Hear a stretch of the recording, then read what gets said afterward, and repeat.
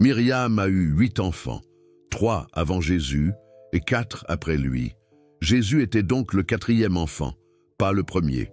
Les prénoms de ses 7 frères et sœurs sont consignés dans 2 recensements romains, l'un datant de 6 avant JC, l'autre de 35 après JC, des registres fiscaux officiels, archivés par les collecteurs d'impôts de l'Empire, qui ont survécu pendant 2 millénaires, cachés dans les caves du Vatican. Et lorsque Baruch Spinoza les a découverts, en 1671, il a compris quelque chose que l'Église ne pourrait jamais admettre. La virginité perpétuelle de Myriam n'est pas une doctrine biblique. C'est une invention politique du IVe siècle. Et les recensements romains le prouvent. Si vous avez toujours trouvé étrange que la Bible mentionne les frères et sœurs de Jésus, mais que l'Église enseigne que Myriam n'a jamais eu d'autres enfants, cette vidéo va balayer cette contradiction, car il ne s'agit pas d'une interprétation. Ce sont des prénoms, des dates de naissance, des impôts payés, des documents officiels que l'Église a tenté de brûler à 3 reprises, à 3 siècles différents, mais elle n'a pas réussi à tout détruire. Dans les prochaines minutes, vous allez découvrir les 2 recensements que Baruch Spinoza a traduits. Vous connaîtrez les prénoms des 3 frères aînés de Jésus. Vous découvrirez les prénoms des 4 frères et sœurs cadets. Vous comprendrez pourquoi le concile d'Éphèse, en 431 après JC, a déclaré Myriam perpétuellement vierge, contrairement aux documents qu'ils possédaient eux-mêmes. Et vous saurez pourquoi ce mensonge était nécessaire pour transformer Myriam en mère de Dieu, et non pas seulement en mère de Jésus. Gardez cela en tête, car à la fin, vous verrez que toute la dévotion mariale catholique est construite sur des registres fiscaux qu'ils ont tenté de faire disparaître. Baruch Spinoza a trouvé le recensement de Nazareth de 6 avant JC dans un fonds d'archives du Vatican, en 1671. Il était répertorié comme un document concernant les revenus agricoles provinciaux.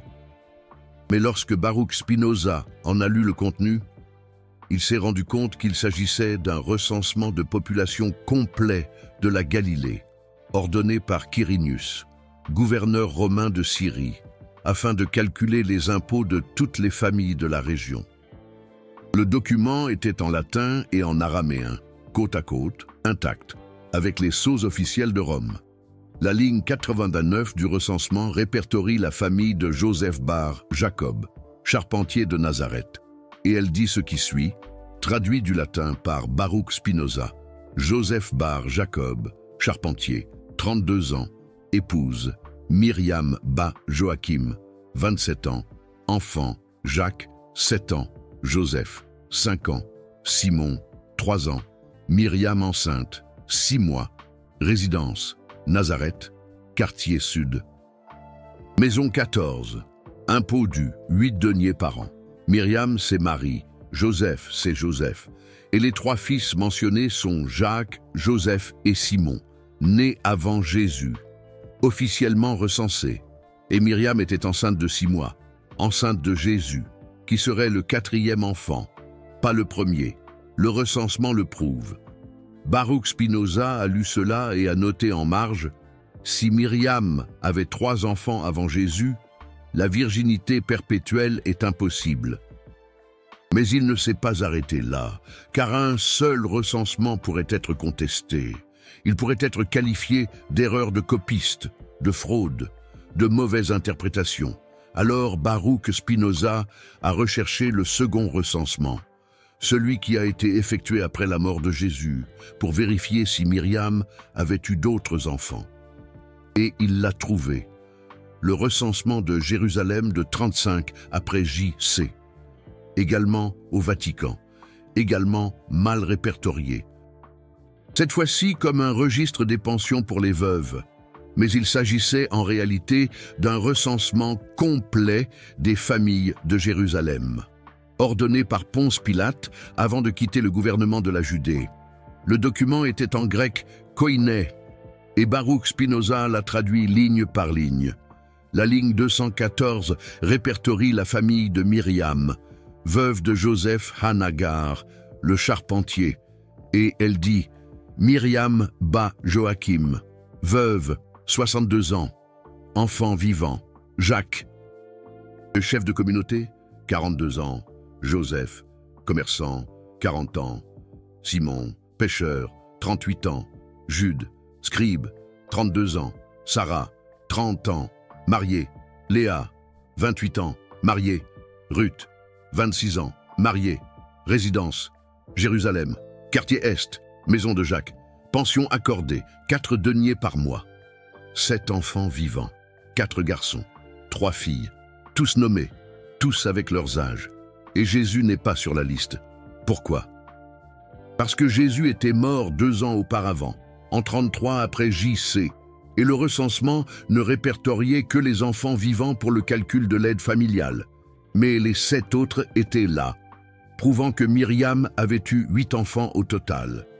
Baruch Spinoza a comparé les 2 recensements et il a vu la cohérence. Jacques, Joseph et Simon apparaissent dans les 2, dans le premier, comme des enfants, dans le second, comme des adultes. Et 4 nouveaux prénoms apparaissent dans le second recensement. Jude, Sarah, Léa et Ruth, nés après Jésus, entre 3 après J.C. et 9 après J.C. Tous enfants de Myriam et de Joseph. Et la Bible le confirme. Matthieu 13, 55, 56 dit « N'est-ce pas le fils du charpentier? Sa mère ne s'appelle-t-elle pas Myriam et ses frères Jacques, Joseph, Simon et Jude? Et toutes ses sœurs ne sont-elles pas parmi nous ?» Le texte grec utilise « adelphoi » pour frère et « adelphai » pour sœur. Des mots qui signifient frères et sœurs de sang, pas des cousins, pas des parents éloignés, des frères et sœurs. Et le texte dit « toutes ses sœurs », au pluriel, au moins 2. Et Baruch Spinoza en a trouvé 3 dans les recensements, Sarah, Léa et Ruth. L'Église enseigne que ses frères et sœurs étaient des cousins, ou des enfants de Joseph issus d'un mariage antérieur. Mais les recensements anéantissent cette interprétation. Car les recensements répertorient les enfants comme les enfants de Myriam et de Joseph, pas de Joseph seul, pas de parents, de Myriam, Myriam Ba Joachim, la même femme dans les 2 recensements, mère de 8 enfants. Alors comment a commencé le mensonge de la virginité perpétuelle? Pourquoi l'Église a-t-elle créé une doctrine qui contredit les évangiles et les recensements romains? Concile d'Éphèse, 431 après JC. Le pape Célestin Ier a convoqué 200 évêques pour débattre de la nature de Myriam. Le débat réel portait sur la christologie. Jésus était-il Dieu? Était-il humain? Était-il les 2? Et s'il était Dieu, comment est-il né? D'une femme ordinaire ou d'une mère spéciale? Un évêque du nom de Nestorius, patriarche de Constantinople, a fait valoir que Myriam devait être appelée Christotokos, mère du Christ, et non Théotokos, mère de Dieu, car, selon Nestorius, Myriam a donné naissance à la nature humaine de Jésus, pas à sa nature divine. Et comme Myriam a eu d'autres enfants, elle ne pouvait pas être perpétuellement vierge. Cyril d'Alexandrie, rival politique de Nestorius, a soutenu le contraire. Il a dit que Myriam devait être Théotokos, mère de Dieu, et que, pour être mère de Dieu, elle devait être perpétuellement vierge, avant l'accouchement, pendant l'accouchement et après l'accouchement. Parce que Dieu ne pouvait pas naître d'un utérus qui a ensuite eu des enfants ordinaires. Ce serait dégradant pour la divinité. Baruch Spinoza a trouvé les procès-verbaux de ce concile dans un manuscrit syriaque en 1672. Et il a découvert quelque chose que l'Église n'a jamais divulgué. Nestorius a présenté les recensements romains comme preuve que Myriam avait eu d'autres enfants. Il a apporté des copies des documents. Il a montré les prénoms, il a montré les dates. Et il a fait valoir que la Bible confirmait les recensements. Mais Cyril a répondu par un argument politique et non théologique. Il a dit, et Baruch Spinoza l'a traduit du syriaque. Le peuple a besoin d'une mère céleste, une intercesseur pure, une vierge éternelle. Si nous déclarons que Myriam a eu des enfants ordinaires, elle devient ordinaire. Et le christianisme perd son pouvoir d'attraction sur les païens qui vénèrent des déesses vierges. Rome adore Vesta. La Grèce adore Athéna. L'Égypte adore Isis, toutes des vierges éternelles. Si nous voulons convertir l'Empire, nous devons offrir une vierge aussi. Myriam sera notre Vesta, et les recensements romains, oubliés. Et c'est exactement ce qui s'est passé. Le concile a voté. 197 évêques ont voté en faveur de Cyrille. 3 évêques ont voté pour Nestorius. Nestorius a été déclaré hérétique, exilé en Égypte. Il est mort en 451 après J.C., isolé et oublié. Et les recensements qu'il a présentés, ils ont été déclarés documents apocryphes, ils ont été rassemblés et archivés au Vatican avec l'ordre de ne jamais être divulgués. Mais Cyrille n'a pas réussi à détruire toutes les copies, car les recensements étaient des documents officiels de Rome. Il y avait des copies à Antioche, à Alexandrie, à Constantinople. Et au fil des siècles, des moines qui doutaient de la doctrine officielle ont recherché ces documents. Ils les ont copiés, au cachet, et certains sont parvenus jusqu'à Baruch Spinoza. Baruch Spinoza écrivait en 1673 « L'Église a transformé Myriam en déesse pour concurrencer les religions païennes. Mais les dieux n'ont pas d'enfants ordinaires. Alors, ils ont effacé les 7 frères et sœurs de Jésus. Ils ont appelé Jacques un cousin, Joseph un demi-frère. Ils ont inventé que Myriam était vierge avant, pendant et après l'accouchement. Et ils ont brûlé les documents qui prouvaient le contraire. Pas parfois, par stratégie. Et ça a fonctionné. Parce qu'au cours des siècles suivants, le culte de Myriam a grandi. Des églises lui ont été dédiées. Des prières ont été créées. Des apparitions ont été rapportées. Et Myriam a cessé d'être la mère de Jésus pour devenir la reine du ciel, la mère de Dieu, la Vierge perpétuelle. Et quiconque osait dire qu'elle avait eu d'autres enfants était persécuté. En 553 après J.C., le deuxième concile de Constantinople a réaffirmé la virginité perpétuelle de Myriam et a déclaré anathème quiconque enseignait que Myriam avait eu d'autres enfants. Anathème signifie excommunication automatique et, dans la pratique, signifiait la mort, parce que les gouvernements chrétiens exécutaient les hérétiques excommuniés. Baruch Spinoza a documenté 7 cas de personnes brûlées vives entre 553 et 1200 après J.C. pour avoir enseigné que Myriam avait eu d'autres enfants. L'un d'eux était Helvidius, en 392 après J.C., qui a écrit un traité argumentant que les frères et sœurs de Jésus étaient des enfants biologiques de Myriam. Jérôme, le traducteur de la Bible en latin, a écrit une réfutation brutale. Il a traité Helvidius de blasphémateur, et l'Église l'a excommunié. Helvidius est mort dans des circonstances mystérieuses 6 mois plus tard, et son traité a été brûlé. Un autre était Jovinien, également en 392 après J.C. Il enseignait que Myriam avait du mérite pour avoir eu des enfants, pas pour être vierge, que la maternité était une bénédiction, pas un déshonneur. L'Église l'a excommunié, et il a été exilé en Dalmatie, où il est mort de faim. Et ainsi, au fil des siècles, la doctrine de la virginité perpétuelle a été protégée. Pas par des arguments théologiques, mais par la peur, par la censure, par les bûchers, et en archivant les documents qui prouvaient le contraire. Mais, et les prénoms? Vous voulez connaître les prénoms des 7 frères et sœurs de Jésus, ceux que l'Église a effacés? Les voici, d'après les recensements que Baruch Spinoza a traduits, frères et sœurs aînés, nés avant Jésus. 1.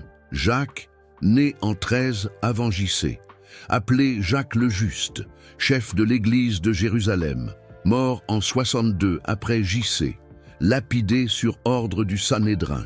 L'Église l'appelle Jacques, frère du Seigneur, mais insiste sur le fait qu'il était un cousin. 2. Joseph, né en 11 avant J.C., commerçant, mentionné dans Matthieu 13, 55, mort vers 50 après J.C. On sait peu de choses sur lui car il n'a pas eu de rôle de leadership. 3.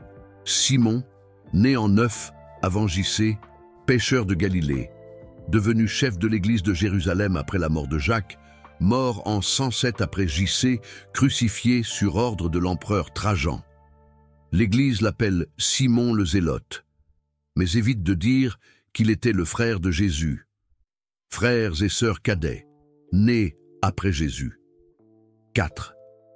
Jude, né en 3 après J.C., scribe, auteur de l'épître de Jude dans le Nouveau Testament. Le texte s'identifie comme Jude, frère de Jacques. Et si Jacques était le frère de Jésus, Jude l'était aussi, mort en 65 après J.C. 5. Sarah, née en 5 après J.C., mariée à un commerçant de Capharnaüm, mentionnée indirectement dans Matthieu 13, 56 comme l'une des sœurs, morte jeune, avant 40 après J.C., probablement en couche. 6. Léa, née en 7 après J.C., mariée à un pêcheur de Bethsaïde, a vécu jusqu'en 68 après J.C., a survécu à la destruction de Jérusalem en 70 après J.C., en fuyant vers Pella. 7. Ruth, née en 9 après J.C., la plus jeune, mariée à un charpentier de Nazareth, continuant le métier de la famille, a vécu jusqu'en 72 après J.C., 8 enfants, 3 garçons avant Jésus, 3 garçons après, une fille, tous documentés, tous nommés.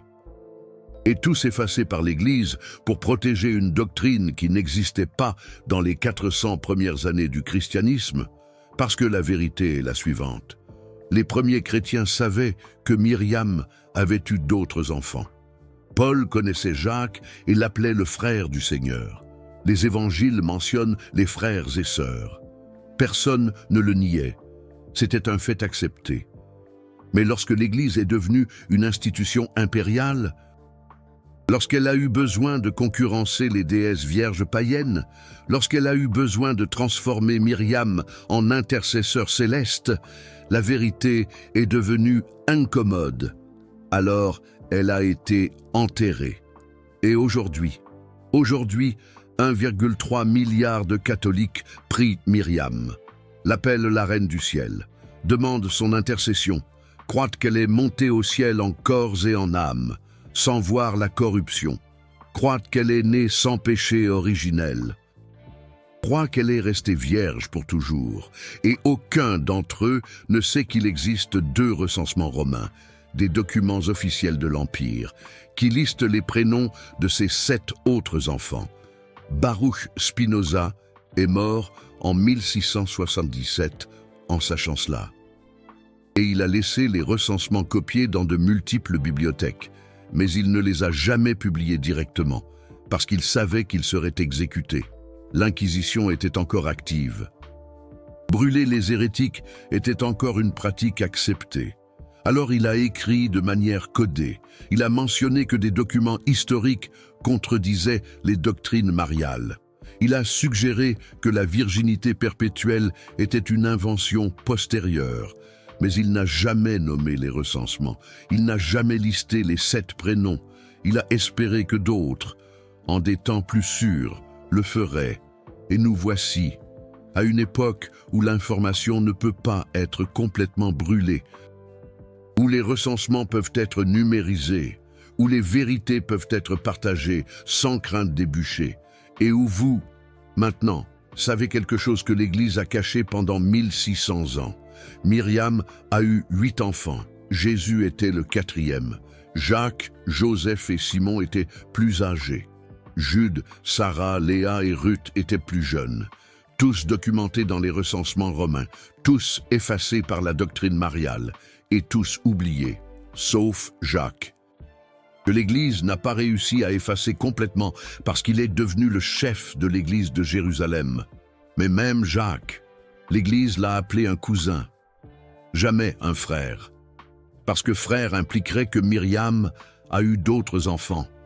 et cela détruirait la virginité perpétuelle. Mais maintenant, vous connaissez la vérité. Et la question que Baruch Spinoza a laissée est la suivante. Que faites-vous de cette information?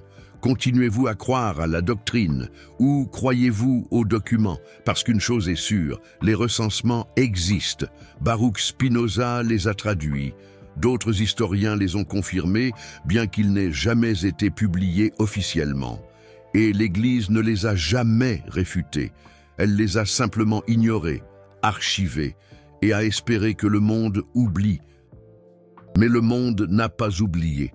Et maintenant, vous non plus, vous n'oublierez pas, parce qu'après avoir connu les prénoms de Jacques, Joseph, Simon, Jude, Sarah, Léa et Ruth, après avoir vu les dates des recensements, après avoir compris pourquoi le concile d'Éphèse a menti, il n'est plus possible d'accepter la virginité perpétuelle comme une vérité divine.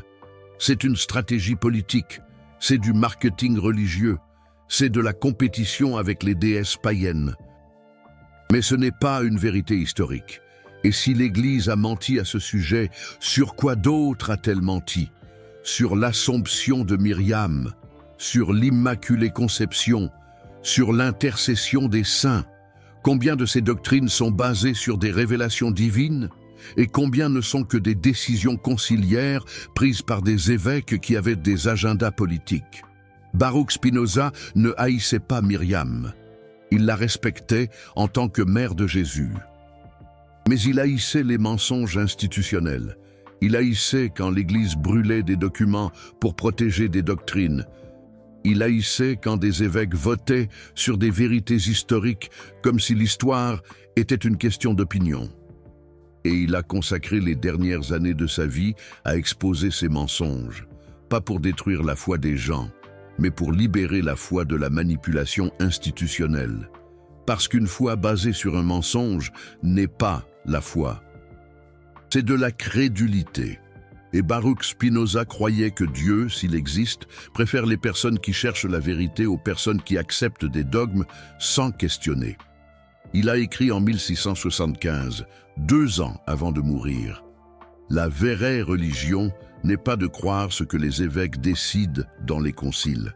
Elle est d'aimer la vérité plus que la tradition. Et si la vérité contredit la tradition doit être abandonnée, pas la vérité. Myriam a eu 8 enfants. Les recensements le prouvent, la Bible le confirme et l'Église l'a caché. Maintenant, vous savez, vous venez de découvrir que Myriam a eu 8 enfants documentés dans 2 recensements romains officiels que l'Église a archivés au Vatican pendant 1600 ans. Des informations comme celle-ci ont coûté à Baruch Spinoza des années de recherche dans des archives interdites, des traductions secrètes de manuscrits en latin, grec, araméen et syriaque, et le risque constant d'être exécuté par l'Inquisition. Chaque révélation de ce genre exige de défier des siècles de doctrines protégées par des excommunications et des bûchers. Le Super Thanks, là en bas, n'est pas seulement un soutien financier. C'est vous qui dites « Je préfère les recensements romains aux dogmes conciliaires ». C'est vous qui affirmez que vous préférez les prénoms et les dates documentées aux doctrines votées par des évêques. Quand vous cliquez sur ce cœur doré, vous financez la continuité de recherche que l'Église essaie encore de maintenir enterrée. Vous n'êtes pas seulement un spectateur, vous êtes complice de ceux qui choisissent l'histoire documentée plutôt que la théologie politique. Faites partie de ceux qui choisissent la vérité archivée plutôt que la doctrine imposée. Maintenant, écrivez dans les commentaires le prénom du frère ou de la sœur de Jésus qui vous a le plus impressionné. Jacques, si vous pensez que le chef de l'Église de Jérusalem devrait être enseigné comme frère de Jésus, pas cousin. Jude, si vous pensez que l'auteur de l'épître mérite d'être reconnu comme frère. Sarah, Léa ou Ruth, si vous pensez que les sœurs de Jésus ont été les plus effacées injustement. Ou écrivez Vierge, si vous pensez que Baruch Spinoza a menti et que les recensements sont faux. Je veux voir combien d'entre vous ont le courage de reconnaître que Myriam a eu 8 enfants. Et combien vont défendre la doctrine mariale, même après avoir vu les registres fiscaux romains?